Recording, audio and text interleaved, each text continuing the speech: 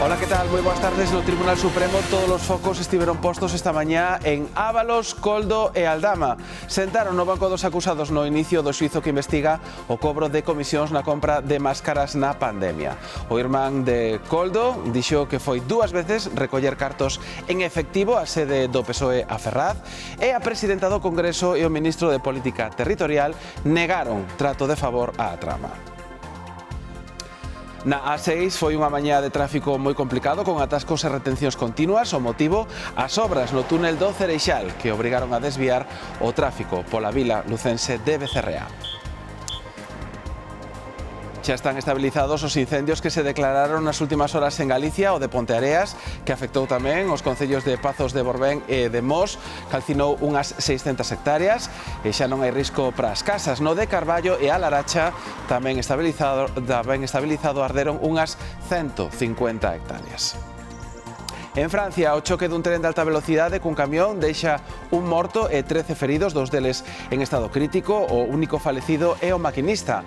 Mentres, o condutor do camión está detido. O sinistro, que está investigándose, produciuse nun paso a nivel preto de Lyon, o norte do país. As chaves, a carteira ou móvil son cousas que se perden de forma habitual, pero seguro que se sorprenden con algúns dos obxetos extraviados que acaban nas oficinas de obxetos perdidos, esperando a que alguén os reclame. Neste Telexornal Mediodía entraremos na oficina de Bárbadas. Bicicletas, incluso algún instrumento musical, unha máquina de escribir e incluso, pois agora, como nos acaban de ensinar aquí os axentes da Policía Local, un kit de electroterapia muscular. E nos deportes, esta noite é noite de Champions League e xoga o Real Madrid de Arbeloa, superclásico en cuartos. Os blancos reciben o Bayern de Múnich. Os alemáns recuperan a Harry Kane e veñen dunha serie moi positiva na Bundesliga. A cita é ás 9. E temos por diante unha tarde de trebóns e chuvas amarelo por tronadas en todas as provincias a causa dunha borrasca que nos vai afectar nos vindeiros días. Baixan as temperaturas máximas.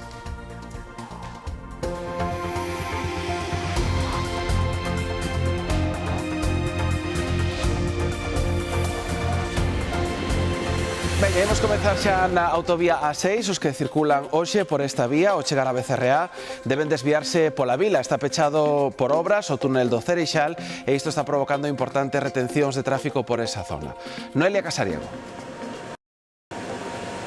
Pois foi unha mañá de tráfico lento e, como podedes ver, por momentos tamén con importantes retencións. Son 6 kilómetros de desvío, a maioría por esta travesía que cruza o Pobo. Para os veciños estes días é complicado moverse, cruzar e mesmo aparcar.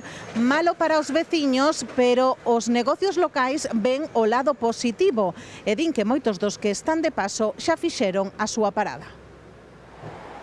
Para o que tiña que facer o reparto ou para a veciña que ia botar o lixo. Hoxe moverse polo centro de Becerrea non era nada doado.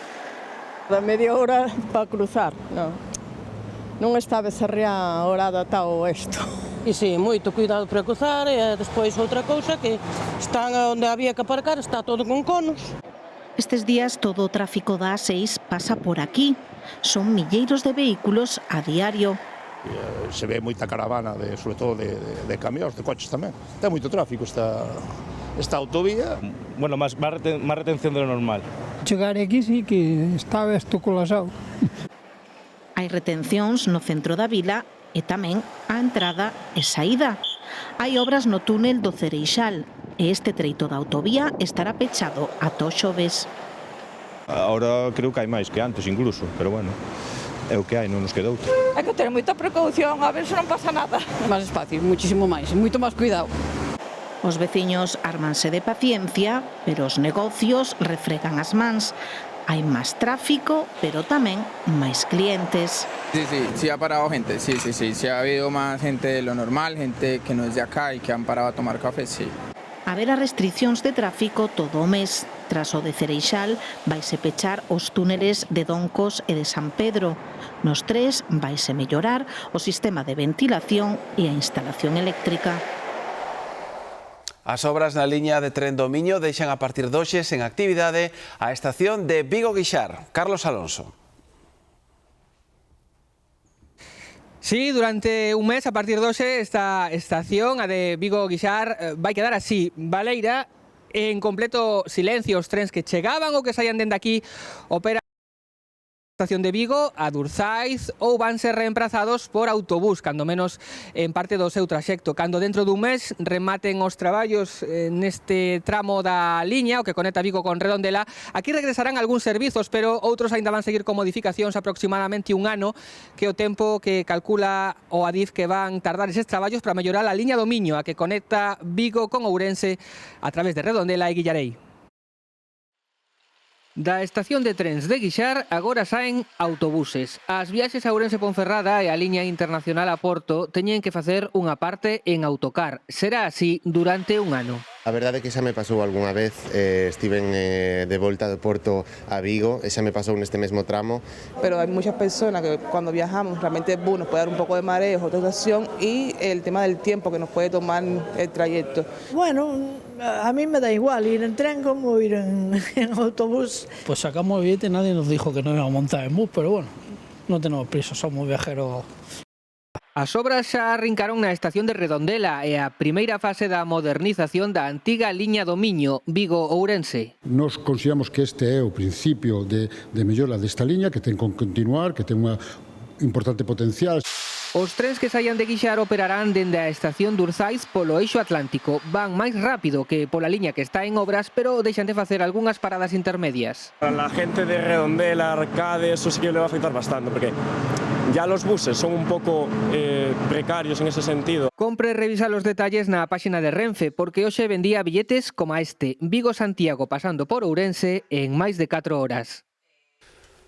E obras á parte, un día máis temos que falar de atrasos en Renfe. Os de hoxe afectaron a varios trens ao longo da mañá na conexión entre a Coruña e Vigo. Con máis de 30 minutos de atraso chegou o tren á estación da Coruña, o que ás 9 da mañá tiña que partir de novo con destino Vigo. Hoxe media hora. Onte collín o en principio das 5:07 e foi casi 25 minutos. Entón, bueno, pues tendo que ir a traballar, que de feito teño que ir agora, é tremendo, é algo constante. Alá en Coruña estaba petada a estación, e de feito unha rapaza pobriña desfaleceu, o sea, desmayouse, pero está ben, creo. Xa había uns médicos atendendo. Había, bueno, varias personas por teléfono un pouco agitadas respecto, porque siempre es igual y pues acaba tardando un pouco. Porque os atrasos son un día sí e outro tamén, e provocan ademais un efecto dominó noutros trens da mañá ata que se dá recuperado a normalidade. Iba a coller o tren dirección Coruña, que salía a 58, ás 11 menos 2 minutos, e leva como 20 minutos de retraso, e pois si, trastoca como un montón, porque vou para a clase e xa non chego á clase nin de coña, nin puntual, nin máis tarde. Yo cojo el tren con antelación ya, porque ya me espero que pasen estas cosas. Hoxe xa collemos un antes para ir con tempo. Ir seguras. Sí, ir seguras de que chegamos. 2 meses e medio tardou en reabrir o treito das proximidades en Cataluña, onde se produciu o accidente de Gelida, no que morreu unha persoa e outras 37 resultaron feridas. Desde hoxe volven pasar os trens por esa zona.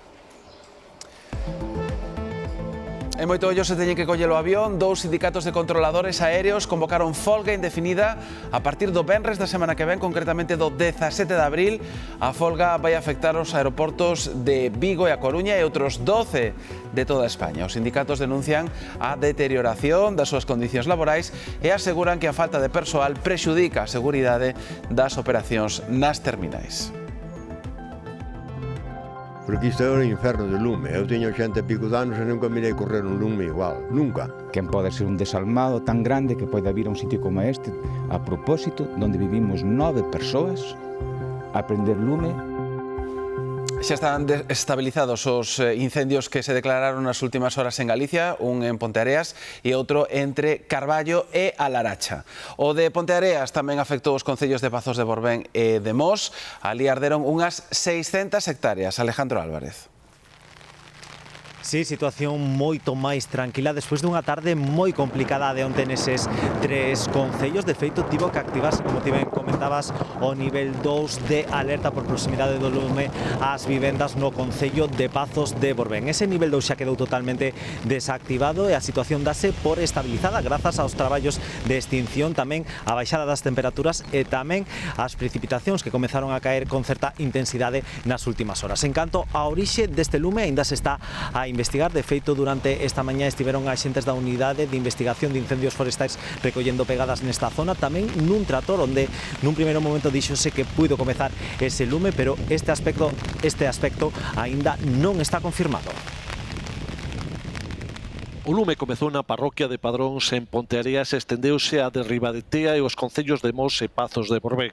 Porque isto é o inferno de lume. Eu teño 80 e pico de anos e nunca mirei correr un lume igual. Nunca. O lume chegou preto do núcleo de vivendas do Galleiro, na parroquia de Nespereira. Aquí os veciños viviron momentos moi complicados ao verse rodeados polas lapas. Viu por varios lados, viu pola parte de atrás do monte, despois ardeu aquí por diante unhas tomadas. Si, a verdade que si, estuvemos bastante rodeados. Nun dos focos ardeu un tractor, un feito que xa está investigando a Garda Civil como unha das hipóteses da orixe do lume, aínda que non a única. Quen pode ser un desalmado tan grande que poida vir a un sitio como este a propósito, donde vivimos 9 persoas, a prender lume, donde isto non ten salida para ningún lado, isto non é paso para ningún sitio. A chuvia das últimas horas axudou a aliviar a situación, con todo arderon 600 hectáreas. Tamén se dá por estabilizado o lume que afectou os concellos de Laracha e Carballo. Aquí arderon 150 hectáreas. Foi preciso desaloxar media dúcia de casas por precaución. A xente asustouse, normal, e asustei eu tamén, que estaba un pouco máis lexos. Por precaución procediuse a evacuación voluntaria dos veciños, quer decir, quedaron na zona, que non houve nin que aloxalos nin nada, porque máis que nada era pois polo denso fume que había. Na zona seguen traballando os servizos de extinción para evitar que se reavive o lume. Hay incendios en toda a cornixa cantábrica. Entre Asturias e Cantabria suman 58 incendios activos a esta hora. En Asturias preocupan os incendios en zonas altas inaccesibles por terra. En Cantabria esta foi unha das noites máis complicadas do ano e hoxe seguen en risco extremo de incendio. Galicia é unha das comunidades que o goberno declara gravemente afectadas por fenómenos adversos, neste caso polas borrascas Nils e Terés. En total son 13 as comunidades que poderán recibir axudas polos danos materiais dos incendios e para empresas e infraestructuras afectadas polos temporais que houbo entre febreiro e marzo. O Goberno comeza os trámites para incluir na Constitución o dereito ao aborto na sanidade pública. A reforma vai ser difícil porque require dunha maioría cualificada de 3/5 do Congreso e do Senado que o Goberno non ten. Moncloa considera que a iniciativa é unha prioridade. El diálogo, la negociación será la cuestión fundamental para llegar a un buen acuerdo y que dentro de la Constitución cabe este blindaje en la dimensión objetiva, en la dimensión prestacional del derecho, puesto que, y también lo viene a reconocer, la dimensión subjetiva ya está incorporada como una parte inescindible de la dignidad de las mujeres. E todo isto coincide cunha mañá intensa no Tribunal Supremo onde sentaron no banco dos acusados por presuntos amaños na compra de máscaras na pandemia o exministro José Luis Ábalos, o seu asesor Koldo García e o comisionista Víctor de Aldama. O fiscal anticorrupción reclama para Ábalos, exmandereita de Pedro Sánchez, no PSOE ata 24 anos de cadea. No caso de Koldo García, o seu exasesor, pide un total de 19 anos e medio de prisión e para Víctor de Aldama un total de 7 anos de prisión. Ben, nesta primeira sesión xa empezaron a declarar as testemunhas. Xosé Manuel Ares. Sí, a de hoxe é a primeira das 13 sesións previstas no Tribunal Supremo.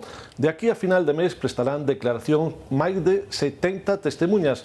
A primeira en comparecer foi o fillo do exsecretario de Organización do PSOE, Víctor Ábalos, que negou que manexara cartos do seu pai ou que falara en clave con Koldo. Tamén pasou pola sala o irmán do asesor, Joseba García, que está imputado polo mesmo caso na Audiencia Nacional.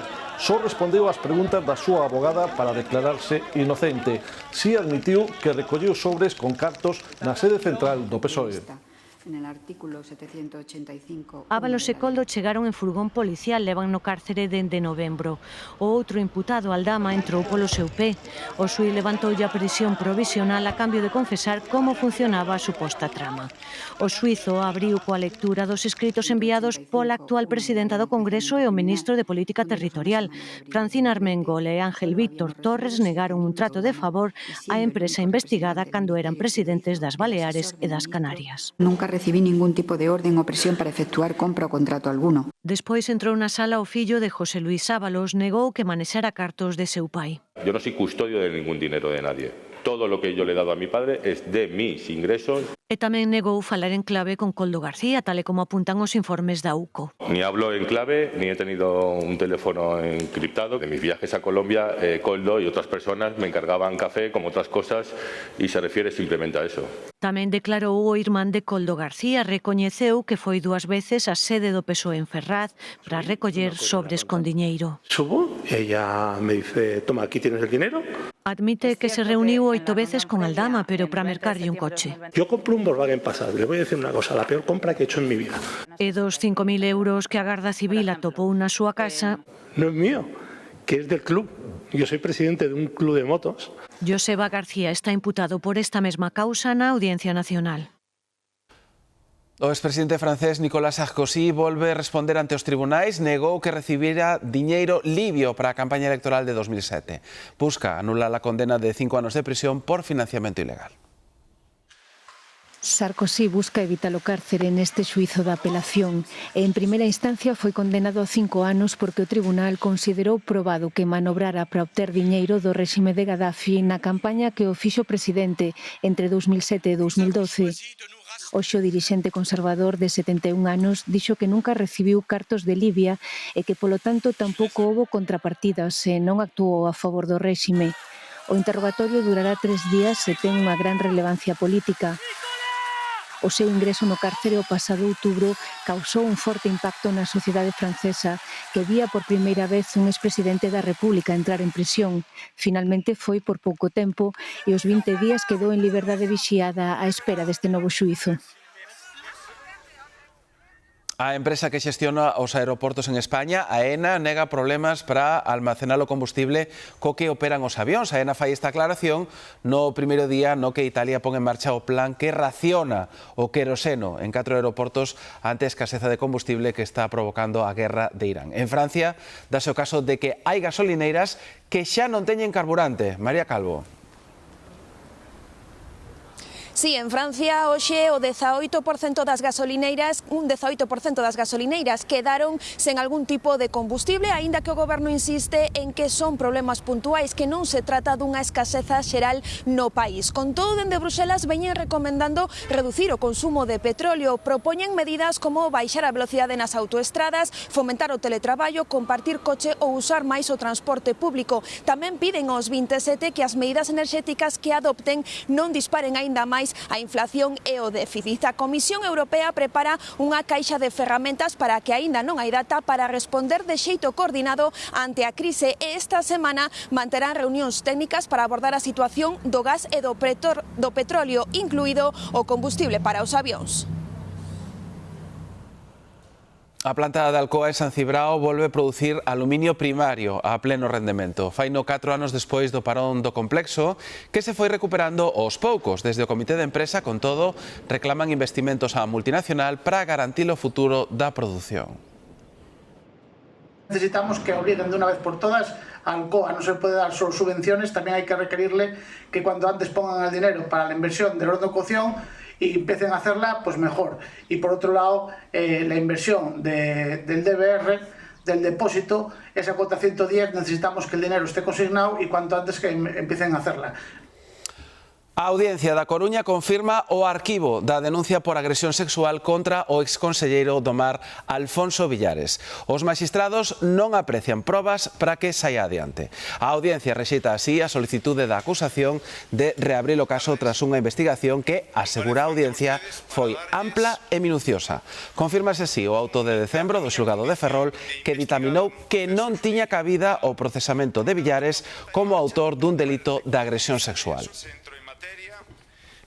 O Goberno da cidade de Lugo sufrirá unha nova remodelación. Faleceu a concelleira socialista de Benestar, Olga López, e o pasamento obriga o cambio no executiva local.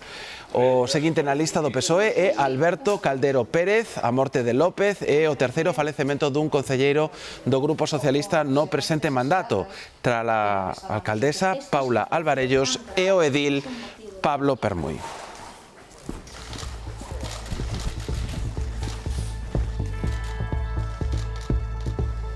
Un accidente ferroviario no nordeste de Francia deixa un morto e 13 feridos, dos deles moi graves. O falecido é o condutor dun tren de alta velocidade que bateu contra un camión que cruzaba a vía. O accidente ocorreu sobre as 7 da mañá nun paso a nivel da liña de alta velocidade francesa preto da cidade de Lens, no noreste do país. Un tren que saíra de Dunkerque con 243 pasaxeiros a bordo bateu co remolque dun camión que atravesaba a vía. O maquinista do convoi morreu e 13 pasaxeiros quedaron feridos. Dos deles están en estado crítico. Ata este momento descoñecemos as circunstancias exactas deste accidente e máis aínda as causas. O que podo dicir é que ocorreu nun paso a nivel que funcionaba con normalidade, dixo Jean Castex, director xeral da compañía ferroviaria. O condutor do camión, que transportaba equipamento militar, estaba baixo custodia da policía, segundo informaron fontes xudiciais á axencia France Press. Como consecuencia do accidente, o servizo quedou interrompido na liña afectada e non se retomará antes desta medianoite, segundo confirmou a compañía estatal que xestiona o transporte ferroviario en Francia. Aquí en Galicia un grande incendio calcinou unha casa en Narón. Por sorte non houbo feridos, pero houbo que desaloxar o edificio. Os investigadores buscaban hoxe a orixe do lume, que todo apunta a que é intencionado. Sabela Romar.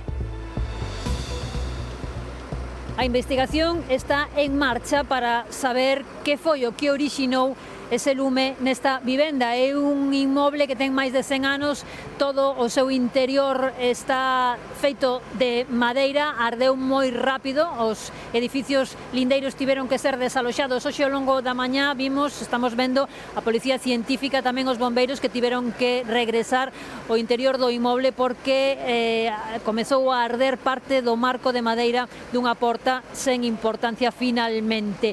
Que puido suceder para que ardera esta vivenda na que hai 20 anos que non vivía ninguén? Bueno, o propietario do inmoble, por certo que acababa de mercalo hai uns 10 días, deixa caer a posibilidade de que poidera ter sido intencionado.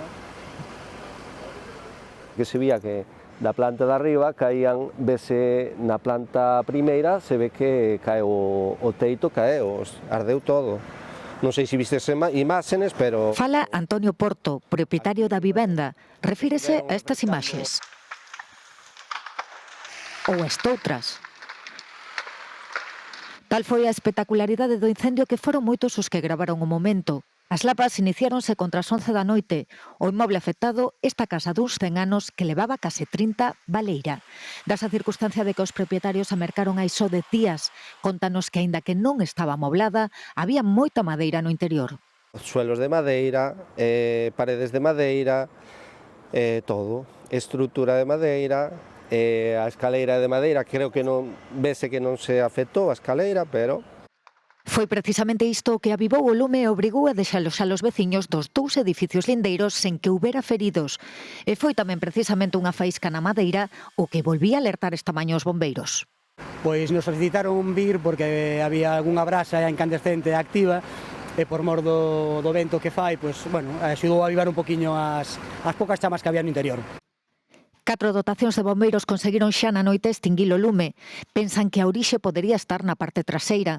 A Policía Científica esclarecerá as causas do incendio. Durante boa parte da mañá estiveron na casa recadando indicios e buscando pegadas para saber que puido suceder. Non se desbota ningunha hipótese. Na Coruña houbo dúas pelexas violentas con poucas horas de diferenza. A primeira foi no Orzán, entre varios usuarios da cociña económica, e acabou cunha persoa medio inconsciente. A outra foi na terraza dun local onde houbo momentos de tensión.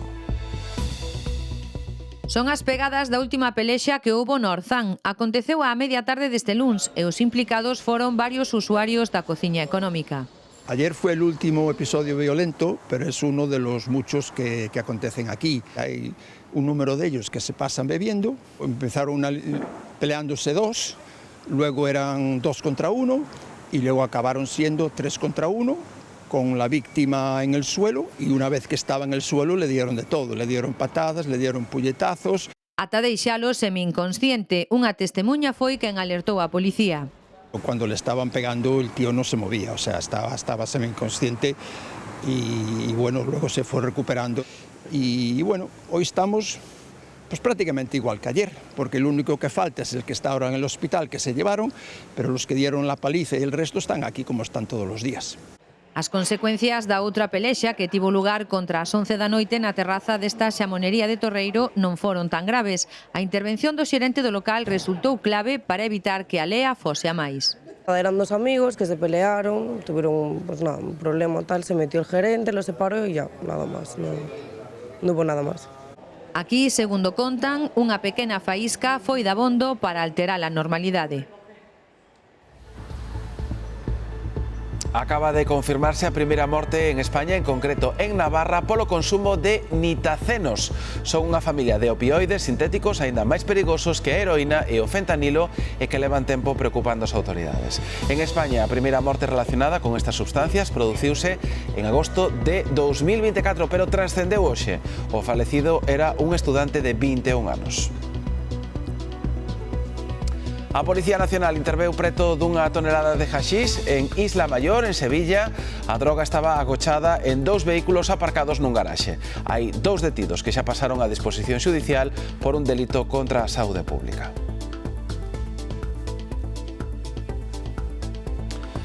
Estas que ven son as lentes intelixentes cas que un mozo de Logroño trataba de copiar no exame teórico do carné de conducir. As lentes teñen unha cámara e enviaban a imaxe da proba a outra persoa que dende fora lle editaba as respostas ao infractor a través dun audiófono. Din os examinadores que o uso de aparellos acústicos ou teléfonos é habitual, pero que isto das lentes é novo. Os infractores enfróntanse a multas de 500 euros e 6 meses sen poder volver presentarse ao exame. E fíxense, todos estes produtos vendíanse nunha tenda de Valencia. Parecían legais e ata os tiñan no escaparate, pero son falsificacións de marcas recoñecidas. Hai máis de 400 produtos entre bolsos, roupa e calzado e o seu valor supera os 84.000 euros. A tarde de praia acabou onte cun rescate delicado en Oleiros.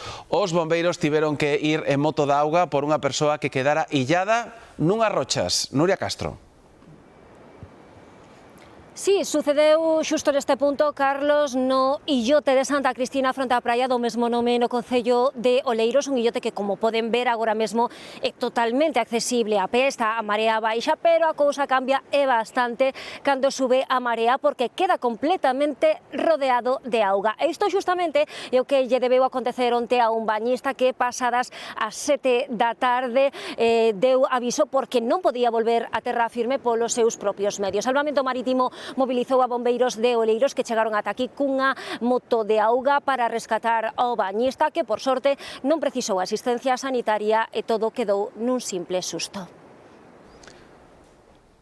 Tamén acabou ben un rescate na Pobra do Caramiñal, neste caso dun home que emborcara co tractor nunha pista e quedara atrapado debaixo. El mesmo pediu axuda e, aínda que pareza un milagre, só ten feridas leves.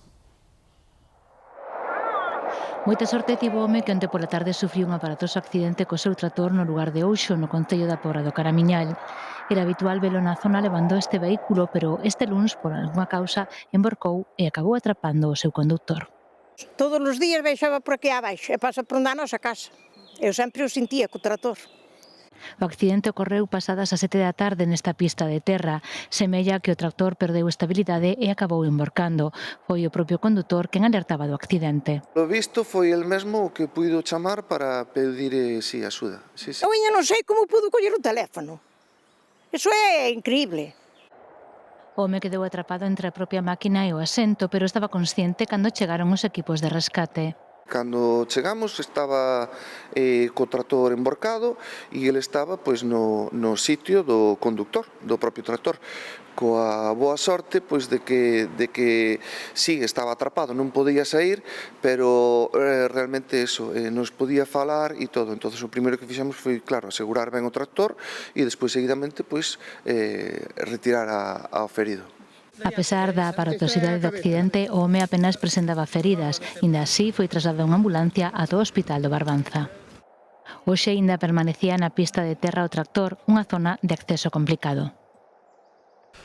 Se cadra lembran o caso dun home que lle prendeu lume á casa da exmuller en Tomiño hai case un ano. Ben, hoxe ia a xuizo, pero finalmente chegou a un acordo e aceptou 3 anos de cárcere fronte aos 13 que lle pedía a Fiscalía. Xoán Pereira. Si un acordo que as partes chegaron nesta mesma xornada e que perfilaron ata o último momento. O acusado de queimar a casa da súa exmuller con ela e unha filla dentro asume os feitos ocorridos en maio do ano pasado en Tomiño. O home acepta unha condena de 3 anos e 3 meses de prisión, 2 polo delito de incendio e 1 e 3 meses por un delito de ameazas.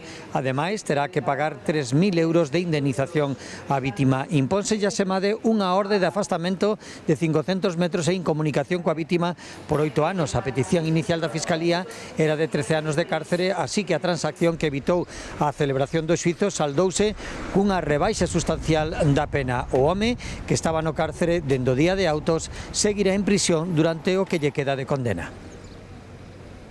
O día ben marcado por un cambio drástico no tempo. Pasamos dun ambiente propio do verán a temperaturas máis frescas e un aviso por treboadas que afecta prácticamente a toda Galicia. Xoel Rodríguez. Sí, un aviso, Carlos, que se acaba de activar agora mesmo ás 3 desta tarde, aviso de nivel amarelo por tormentas que poderían vir acompañadas de aparato eléctrico e tamén de Saraiva, principalmente nesta provincia da Coruña, pero tamén na de Pontevedra. Aquí, na capital, a imaxe que lles podemos ofrecer desta hora é esta que ven, ceos totalmente anubrados, tamén refachos de vento, algún rayo e temperaturas tamén máis frescas que nas últimas xornadas. O motivo detrás deste tempo, unha borrasca situada ao oeste da nosa comunidade que deixa tamén avisos no litoral por ondas que poderían chegar aos 4 ou 5 metros de altura. Así que xa saben, se van a chegar ao mar, moito cuidado, se van sair á rúa esta tarde, compre facelo con paraugas e na estrada, como sempre tamén, moita precaución.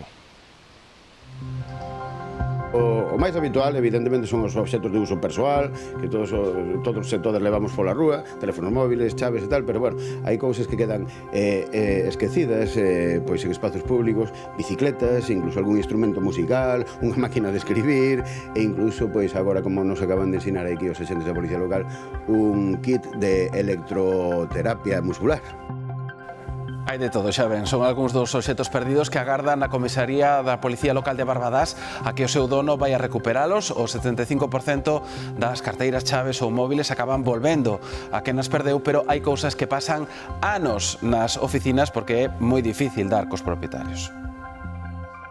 Entre os obxectos máis curiosos que temos hoxe aquí, pois son unha caixa de curros, unha radial e un medidor de tensión de corrente. É unha máquina de escribir vintage, un electroestimulador, patinetes, quedaron abandonados ou extraviados nas rúas de Barbadás e ata a oficina da Policía Local trouxos quen os atopou. Un non pode decidir que atopou un obxecto na rúa e leválo para a súa casa. O que dice o Código Civil, basicamente, é que ten que entregar as autoridades pertinentes. Se non entregas o que atopaches é un delito de apropiación indebida.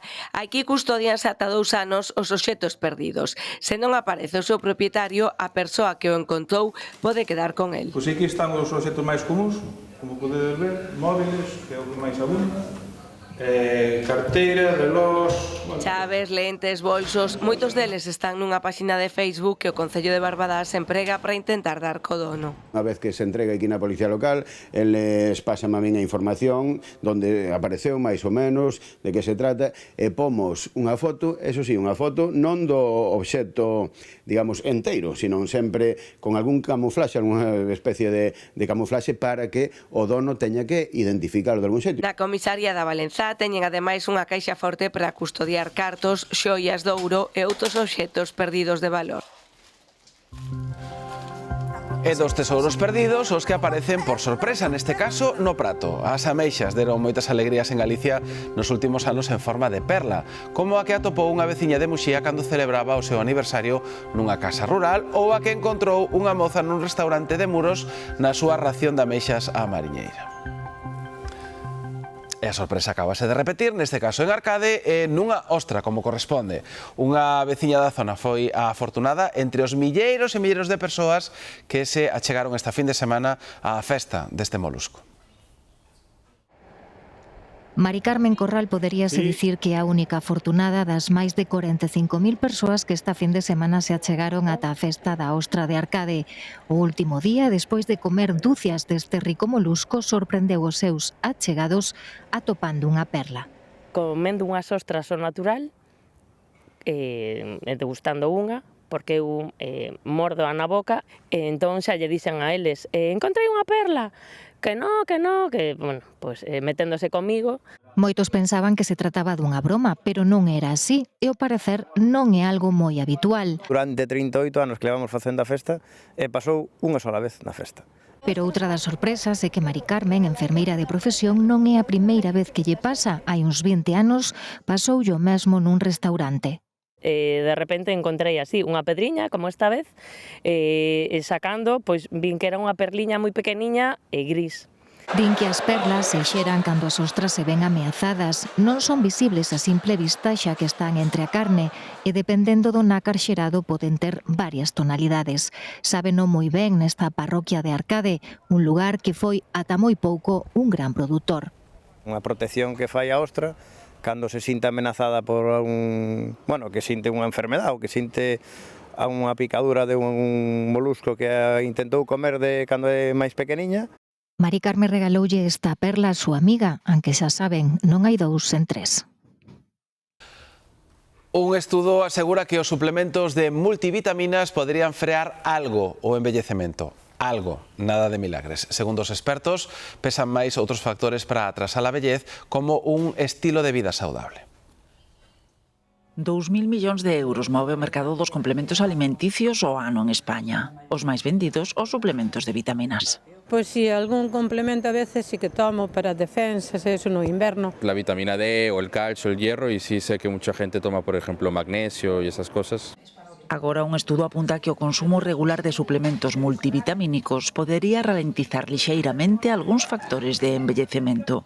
Pero segundo un experto en senescencia celular, los resultados son prometedores, plantean la posibilidad de seguir estudiando este campo, pero no son demasiado convincentes. Pensar que mediante una suplementación de vitaminas vamos a poder vivir mejor y más tiempo lanza un mensaje algo peligroso. Di que máis determinante que calquera axuda externa é o estilo de vida que teñamos, así que mellor captar vitaminas con hábitos saudables. Para unha alimentación variada. La froita, nos vegetais. En el sol, en la alimentación, eso es mejor que tomar pastillas. Pero o certo é que a ciencia avanza para tentar frear o envellecemento e así as enfermidades asociadas a él. En animales de experimentación, en condiciones de laboratorio, hemos hecho unos enormes progresos. Puede parecer ciencia ficción y muchas veces se confunde con los intentos de vivir eternamente y cosas así, pero lo realista es intentar entender mejor cómo es el proceso de biología del envejecimiento y tratar de aportar soluciones que nos permitan un mejor estado de salud avanzada. O bo tempo e os meses de preparación facían presaxiar unhas boas cifras, pero a Semana Santa de Ferrol acabou por superar todas as expectativas. 400.000 visitantes. No Concello falan xa dun salto cualitativo no impacto económico na comarca e tamén na imaxe de Ferrol. Ferrol bateu marcas de visitantes na Semana Santa. No Concello falan do impacto económico. Calculan 50 millóns de euros mobilizados pola hostalería da comarca. Estamos a falar que dende o Venres de Dolores ata o Luns de Chamorro pasaron por Ferrol máis de 400.000 persoas.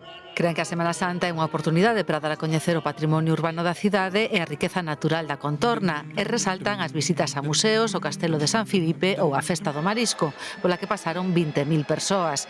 Na hostalería a ocupación foi do 100%. O balance é moi positivo. Digamos que nos cogió a todos desprevenidos, algunos locales hasta, digamos que acabaron con las mercancías y bueno, eso es el síntoma de que llevamos detrás pues un impulso cogido desde hace tiempo. Destacan tamén o interese que esperta esta festividade a nivel internacional, unha celebración que busca seguir medrando. Ha crecido mucho el número de cofrades en todas las cofradías y eso se ve en la calle. Y después la puesta en escena, que creo que fue rigurosa, que fue seria, que fue, no sé, creo que a la altura de lo que la ciudad Ferrol se merece. Explicaron que daqui en diante a cidade debe prepararse para dar resposta ao salto cualitativo que deron este ano. A misión Artemis II inicia o camiño de volta despois de completar a fase de observación directa da cara oculta da Lúa. Os 4 protagonistas describiron a experiencia como asombrosa e emocionante e agardan que o seu récord sexa superado axiña. Well, thank you very much, Jared, and you are doing a fantastic job. Así recibían esta madrugada Rick Weissman, Victor Glover, Christina Koch e Jeremy Hansen a felicitación do presidente dos Estados Unidos por completar con éxito a manobra de case 7 horas pola cara oculta da Lúa. Nesta expedición, os 4 astronautas marcaron un fito da historia da exploración espacial ao ver partes do satélite que nunca foran vistas antes de maneira directa. A máis diso, lograron documentalas de forma exhaustiva e mesmo tiveron a posibilidade de irlles poñendo nome. Un dos grandes cráteres localizados nesa parte da Lúa levará o nome de Carol, a muller do comandante Weissman, falecida en 2020. E outro chamarase Integrity, en referencia a unha das cápsulas da nave Orión, na que están facendo esta viaxe espacial. Este bautismo da toponimia da Lúa marcou un dos momentos máis emotivos entre os 4 compañeiros de expedición. Pero esta madrugada de abril estivo chea de momentos emocionantes, como que viviron cando tiveron que desconectarse de terra durante uns 40 minutos, porque a propia interposición da Lúa diante da nave impedía as comunicacións. Máis tarde, viviron unha longa eclipse de sol de máis de 50 minutos, cando o satélite terrestre lles tapou a visión do sol. A estas horas xa emprenderon o camiño de volta e contan amerizar na costa de California na madrugada do próximo sábado, despois de percorreren máis dun 1.000.000 de kilómetros en 10 días. O que tamén vai viaxar ao espazo é a marca Galicia Calidade. Será con esa placa que irá instalada nun vehículo chamado OSI e que servirá para mover satélites. Está fabricado con tecnoloxía galega. Fixo en Nigrán a empresa Wax Space, que hoxe recibiu a visita da conselleira de Economía e Industria, María Jesús Lorenzana. Cando este remolcador de satélites estea en órbita, España sumarase ao selecto grupo de países que dispoñen desta ferramenta. Na actualidade son só 4. Vigo terá un novo instituto na zona de Navia e chamarase Domingo Villar. A Xunta iniciará o día 24 de abril a súa construción cun prazo de execución previsto para 21 meses. Neste novo centro de educación secundaria poderán estudar uns 700 alumnos nunha zona onde hai en marcha 900 vivendas públicas. O proxecto conta cun investimento de 18 millóns de euros. De xa fai máis de 5 anos tivemos dende a Xunta de Galicia para impulsar este proxecto pese ás moitas dificultades e aos moitos paus nas rodas que en moitas ocasións se nos puxeron. Francia vai premiar o rei Xoán Carlos I pola súa autobiografía Reconciliación. Os organizadores da xornada do libro político de París destacan que as memorias do pai de Filipe VI narran unha trayectoria política e histórica. Xoán Carlos I recibirá o premio especial do xurado o sábado na Asamblea Nacional de Francia. O libro escribiuno ca autora francesa Laurence Devray e publicouno en novembro unha editorial tamén francesa. E xa nos temos que esquecer por completo das temperaturas de verán que tivemos onte, descenden as temperaturas e ollo coa actividade treboenta, xa descarga con certa intensidade na Costa da Morte, en algunha zona de montaña de Lugo e desta hora sobre todo na provincia de Pontevedra, onde xa se detectaron os primeiros raios e fíxense que case que toda Galicia vai estar en aviso por mor desa situación, por esas treboadas. Nas próximas horas se librase un par de zonas da provincia de Lugo, ollo que esas treboadas poden vir con pedra lixeira, con algunha sarabiada e con fortes refachos de vento. E fíxense nas temperaturas, nada que ver coas de onte. Na algunha zona do litoral o descenso achégase aos 10 graus. Como sempre, despois de ser a información deportiva, volvemos e falamos tamén da previsión para os próximos días, que tocará falar de clásicos da primavera. No Reino Unido teñen competicións ben chuscas e esta que ven é unha das máis peculiares. O reto é percorrer unha milla, algo máis de quilómetro e medio, cargando cun saco de carbón de 50 kilos ao lombo. Todo empezou como unha aposta entre un gandeiro e un carboeiro hai 60 anos nesta vila do norte de Inglaterra. E agora xa é un campeonato internacional o que celebran o remate da Pascua.